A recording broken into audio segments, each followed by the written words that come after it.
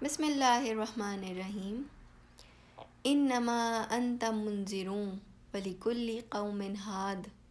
ترجمہ: اے جلوہ نور، آپ مبعوث ہی اس لیے ہوئے ہیں کہ لوگوں کو خدا ترس بنائیں اور دنیا بھر کی تمام قوموں کو راہ حق دکھائیں۔ آج کی ہماری ویڈیو ہند و پاک کے مشہور ترین بزرگ خواجہ خواجگان حضرت خواجہ معین الدین حسن چشتی رحمۃ اللہ علیہ کے بارے میں ہے۔ تو آئیے گفتگو کا آغاز کرتے ہیں۔ حبیب حق، آل نبی، اولاد علی، سلطان الہند، خواجہ خواجگان حضرت خواجہ معین الدین حسن چشتی اجمیری رحمۃ اللہ علیہ، ابن سید غیاث الدین رحمۃ اللہ علیہ حسنی اور حسینی سید ہیں۔ آپ کا حسب امام حسین علیہ السلام سے 16 پشت میں اور ننیحال امام حسن علیہ السلام سے ملتا ہے۔ عمر شریف کا 15واں سال تھا کہ والد گرامی کا سایہ سر سے اٹھ گیا۔ ایک پن چکی اور ایک انگور کا باغ ورثے میں ملا۔ ایک دن شیخ ابراہیم رحمۃ اللہ علیہ، جو کہ ایک مجذوب گزرے ہیں، باغ کی طرف آ نکلے۔ خواجہ صاحب نے انگور کا خوشہ دھو کر پیش کیا۔ مجذوب نے قبول کیا اور کھا لیا۔ آخر میں اپنے منہ کا دانہ خواجہ صاحب کو کھلایا۔ اسی وقت آپ کے دل پر دنیا سرد ہو گئی۔ خواجہ صاحب نے سب جائیداد راہ خدا میں وقف کر دی اور بخارا تشریف لے گئے۔ وہاں قرآن پاک حفظ کیا، دین کی تعلیم حاصل کی، پھر قصبہ ہارون میں آئے اور حضرت عثمان ہارونی رحمۃ اللہ علیہ کے مرید ہوئے۔ 20 سال تک ریاضت اور تربیت پائی۔ مرشد کے کہنے کے عین مطابق خلوت اختیار کی اور خلافت سے سرفراز ہوئے۔ پھر مرشد کے ساتھ سفر حج و زیارت کو روانہ ہوئے۔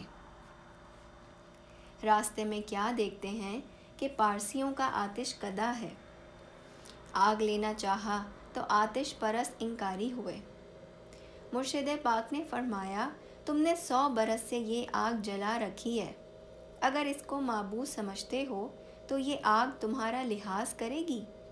انہوں نے کہا کہ آتش پرست ہو یا کوئی اور، اس آتش کدے میں جو جائے گا جل کر خاک ہو جائے گا۔ حضرت عثمان ہارونی رحمۃ اللہ علیہ آتش پرستوں کے معصوم بچے کو آغوش کرامت میں لے کر آتش کدے میں گئے اور اس میں گھوم پھر کر اس بچے کو لیے ہوئے برآمد ہوئے۔ یہ کرامت دیکھ کر سب پارسی مسلمان ہو گئے۔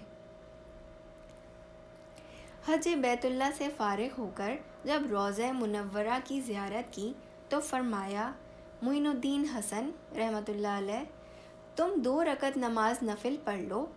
پہلی رکعت میں 1000 بار الحمد شریف اور 1 بار سورہ احد، دوسری رکعت میں 1 بار الحمد شریف اور 1000 بار سورہ احد پڑھو۔ خواجہ صاحب نے نماز پڑھ لی تو دریافت کیا، کیا نظر آیا ہے؟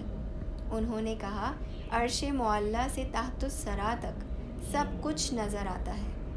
فرمایا، یہ نماز کی برکت ہے۔ مرشد پاک نے فرمایا کہ اچھا، میں سلام کرنے حاضر ہوتا ہوں، جب واپس آ کر پشت پر ہاتھ رکھوں گا تو تم بھی سلام عرض کرنے میری جگہ پر جا کر کھڑے ہونا۔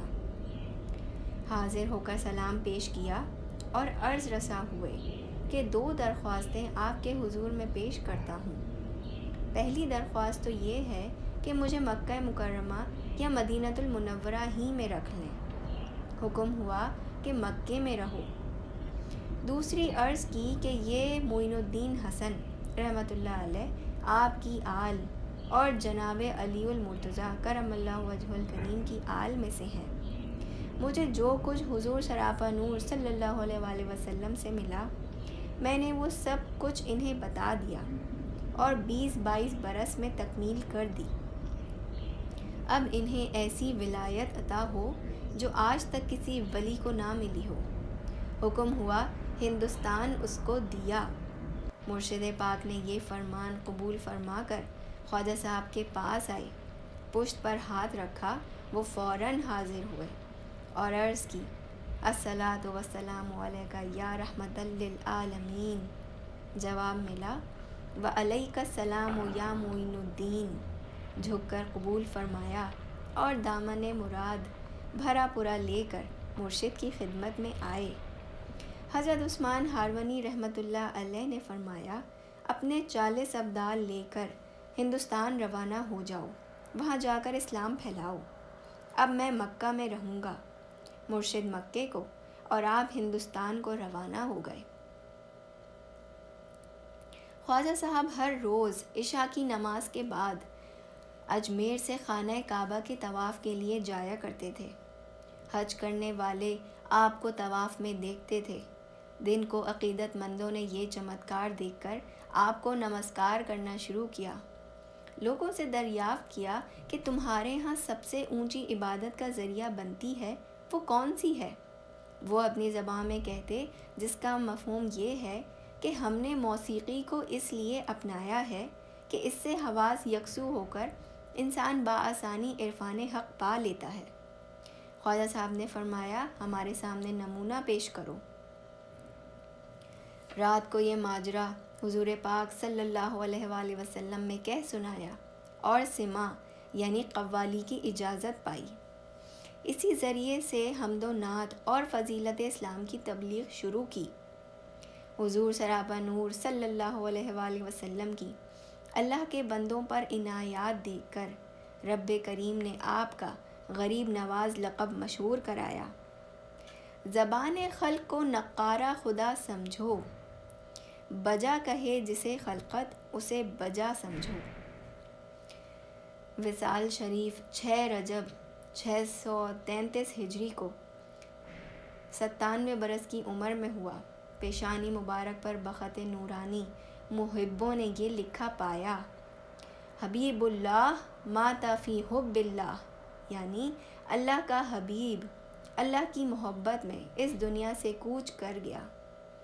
اس رابطے کو اہل محبت نے اپنی زبان میں یوں کہا ہے، قبلہ دل کعبہ جاں یا رسول اللہ توئی، سجدہ مسکین حسن ہر لحظہ بادہ سوئے تو۔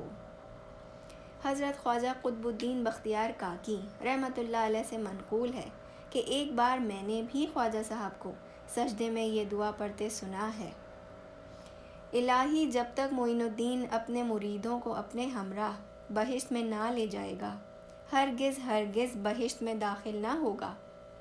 اس وقت غیب سے ندا آئی کہ اے میرے پیارے بندے، یہ دعا منظور کی۔ یہ سن کر آپ نے فرمایا مریدوں میں وہ سارا سلسلہ شمار کیا جائے جو میرے خلفاء کے مرید ہوں گے۔